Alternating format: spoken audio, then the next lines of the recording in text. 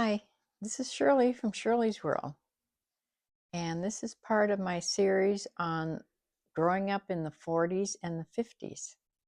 I was born in 1942, so I lived at home with my parents during the 40s and the 50s, and then went off to college in 1960. So, this time I'm going to talk about the music. I had such a hard time making this video. I so wanted to have music in the background from the 40s and the 50s. And you just can't do that on YouTube because it's all copyrighted. So there's no way you can put a certain artist on or any of the songs of the 40s and the 50s on. So that was a big stumbling block for me. I put this off for a long time because of that. Then every time I would do research on the music, I would end up listening to all these songs, especially from the 50s. That's when I became more aware of music that wasn't my parents' music. The 50s is when I was like in junior high and high school, and yeah, starting to go to dances and all that kind of thing. So the music during the 50s actually brought back so many memories, and I just couldn't get this on. I just couldn't get myself together. I would sit and listen to the music and get all melancholy, and then I would just put it down and plan to do it on a different day. Well, this is the day. I'm only going to talk about music that meant something to me. I mean, there's so many artists and so much that I listen to, but I can't talk about all of it. So what I'm going to say is during the 40s, it was more of my parents' music. We were little, and that was during the big band and the swing music. Big bands like Glenn Miller and I don't know, I have notes here, so uh, yeah, Glenn Miller, Tommy Dorsey, Duke Ellington, Artie Shaw, and then a little later came the Mills Brothers. Remember this, their song Paper Doll. Then, of course, Bing Crosby, after his movie White Christmas especially, I remember. And then Perry Como, he even had a TV show. Now, I remember Perry Como a lot. He was, before rock and roll took over. Nat King Cole is another one that I remember a lot of. But then came the 1950s with rock and roll, with doo-wop music. And that's more the things that I remember more about. There were artists like the Platters, and I remember one song especially by the Penguins, Earth Angel.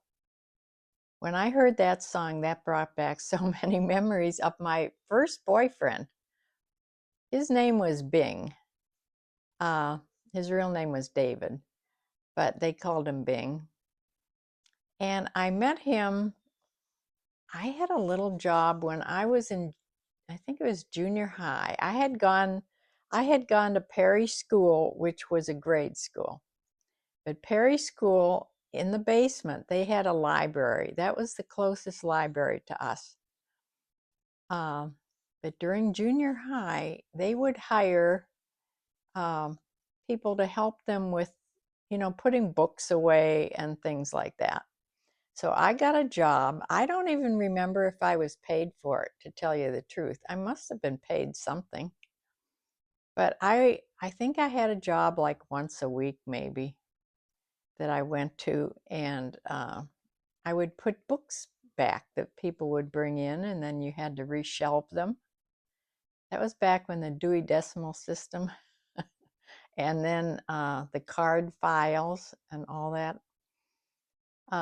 Yeah, so somehow I would be to walk to the library, which was like 6 blocks, because it was our old grade school. I would like pass his house, and I don't know how I exactly met him because he was older than me. He was maybe 3 years older than me. I'm sure my parents weren't happy about that. But he was very much of a gentleman, and he would come in the library and sit, and then he would walk me home. And one thing I remember about Bing, this was a thing back then, I guess, when you were walking on the sidewalk, the boy would always walk on the street side. It was just a gentleman thing to do.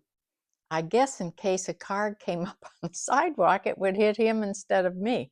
I don't understand, but that's how it was done. So every time we would cross the street or things would switch around, he would always go in behind me and get to be on the street side of the, onto my, I guess it would be my right side. I always remember that about him walking home. So he'd walk me to the door and say goodnight, never kiss me. At that time, I did get that was my first boyfriend kiss, a little peck. But one of the times I think he probably kissed me goodnight. But my very first kiss was when I was real little. It was like when I was 4 years old or something. We had a glider in the backyard, and this little boy from up the street, his name was Johnny. It was during the winter because he was all dressed in this coat and hood and everything. And he stole a kiss from me when we were sitting on the glider, and I was just horrified. But yeah, Johnny, I remember, I even remember how he looked in this little outfit he had on. But anyway, getting back to the library job, yeah, I would walk there and then walk home. And a lot of times Bing would walk me home. But then he would come and visit me when we got a little older. He would come and visit me at the house. And I set the record player. At that time, I had a 45, played 45 records, the ones with the bigger holes, the little records with the big holes. And one of the records I had was Earth Angel. And I remember that's when we were starting to learn to dance. And that was a slower song. And I remember dancing with Bing in the kitchen to Earth Angel. And when I heard that again, I hadn't heard that song in years and years and years. That brought back right, all those memories. These music brings back so many memories.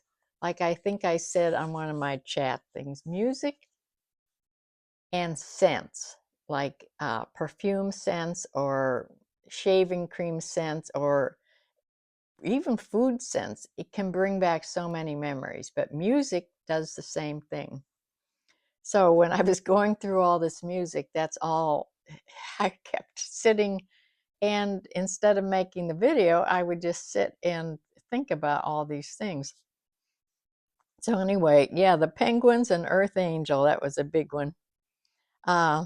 Also, like the Dell Vikings and the Duke of Earl, Little Richard. I watched a thing about him on YouTube, just watching all the hairstyles Little Richard had as he went through his career. Dion, Fats Domino, Buddy Holly. He was the one with the band, and he had the big glasses. He was killed in an airplane crash when he was still, all the rage. The Everly Brothers, Chuck Berry. yeah, Bill Haley in the comments. Then, of course, Elvis came. Elvis, I wasn't a huge fan like my girlfriend. I had a girlfriend named Linda Hamilton. She was crazy and nuts with Elvis Presley. We would go, she, she would go to the movies to see his movies, and I remember going with her, and she would pop a big bag of popcorn at home and take it, and she'd stay all day watching. That's when you could just sit in the movies, and they didn't clear the movies out after each, playing of the film. She sat there all day with this big bag of popcorn watching Elvis Presley movie. So, yeah, she was just nuts for him. Uh, yeah, I liked him, but I never, never was a huge, huge fan like she was. But, uh, yeah, those are there were so many artists back then in that period, but that's what I remember, especially about Linda. And let's see. Um, I had for one of my birthdays, I forget which one it was, or Christmas, it could have been Christmas, I got that record player I was talking about. It was a little record player in a case. It was a 45 record player. And that's when I really started sort of to buy records that I liked of different people. But yeah, the music changed from the 40s when it was the big band and more the swing, like my parents' type music, to rock and roll came really in the 50s. Then, of course, there was, when I got to junior high and high school, there were the dances and then the jitterbug. The jitterbug was the first fast dance that we learned. Yeah. And then a little later on came the twist. So those are the dances I remember. There was another one too. Maybe one of you can think of it. I can't think of the name of it, but yeah, the school dances and the music, that was a big thing in the 40s and the 50s. My parents, of course, liked the slower music, and they got a big record player. It's a whole piece of furniture, actually. And in it was, played regular 78 records.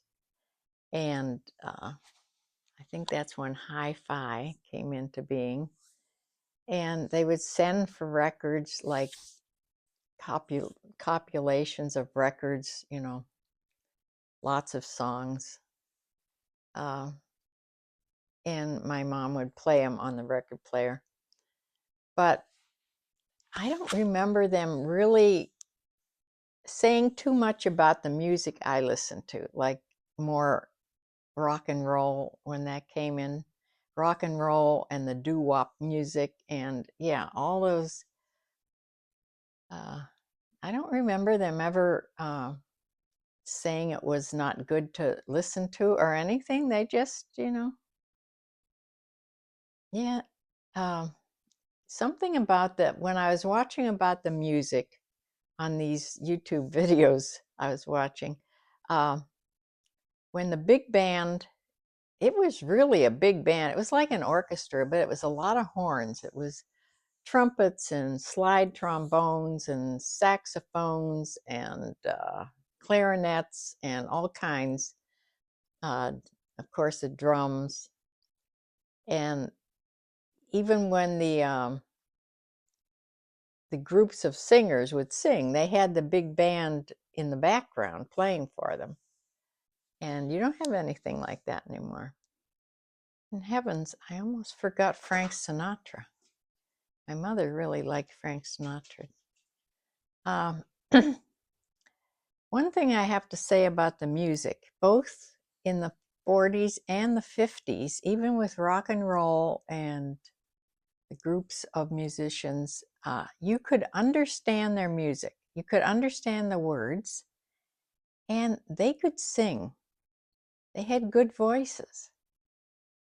I'm not sure about today. Most of the music today, I can't even understand the words to the music. But it's different now. Yeah, so that's what I remember mostly about the music and how it affected me. And I think everybody that grew up in the 50s and rock and roll was, yeah, is a big part of their life. And yeah, I just wanted to come on because I put this video off a long time. I just couldn't get into it without playing music. I just, it would be so much better if I could have the music playing in the background.